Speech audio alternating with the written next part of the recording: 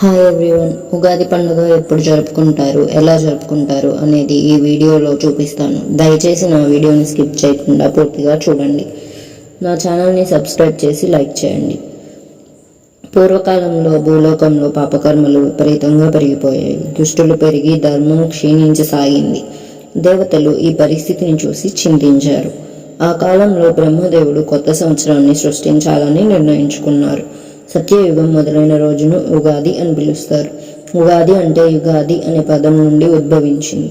దీని అర్థం యుగాదికి యుగం అంటే నూతన కాలం, ఆది అంటే ఆరంభం. ఈ రోజును భగవంతుడు సృష్టిని ప్రారంభించినట్లు పురాణాలు చెప్తున్నాయి. దేవతలు భూమిపై కొత్త యుగాన్ని అందించాలని బ్రహ్మదేవుని ప్రార్థించారు.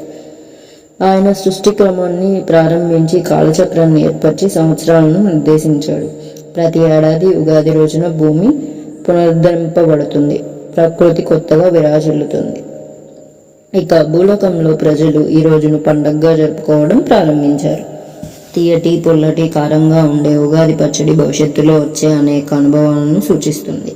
ఇది మన జీవితంలో సుఖదుఖాలను సమానంగా స్వీకరించాలని గుర్తు చేస్తుంది. ఈ విధంగా ఉగాది పండుగను కొత్త సంవత్సరం ఆరంభంగా జరుపుకుంటూ ప్రజలు భగవంతుని ఆశీర్వాదాన్ని పొందడానికి పూజలు, వ్రతాలు, హోమాలు నిర్వహించడం ఆనవాయితీగా మారింది.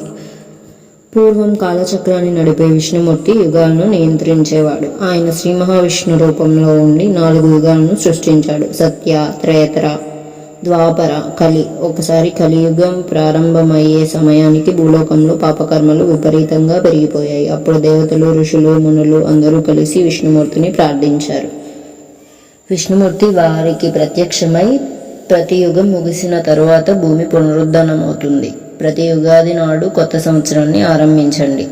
ఇది ధర్మపరంగా పవిత్రమైన రోజు అని తెలిపారు. అప్పుడు బ్రహ్మదేవుడు భూమి మీదకి వచ్చి, ఇవాళ నా సృష్టి ప్రారంభమైన రోజు. ఇదే భూమిపై కాలచక్ర తిరిగి నూతనమయ్యే ప్రాముఖ్యతమైన రోజుగా ఉండాలి అని ఆజ్ఞాపించాడు.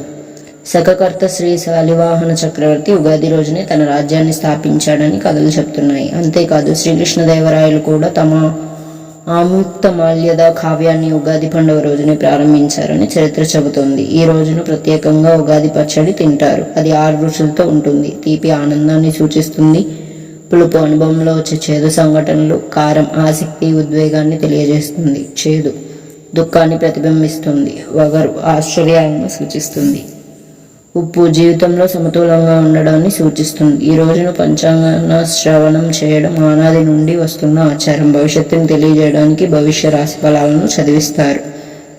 ఉగాది రోజు మంచిది కాబట్టి కొత్త పనులకు శ్రీకారం చుట్టేందుకు శుభ సమయం అని పనులు ప్రారంభిస్తారు. ఉగాది పండుగ కొత్త సంవత్సరానికి స్వాగతం పలికి జీవితంలోని అన్ని రంగాలను మానవుడు ధర్మబద్ధంగా ముందుకు సాగేందుకు గుర్తుగా నిలుస్తుంది.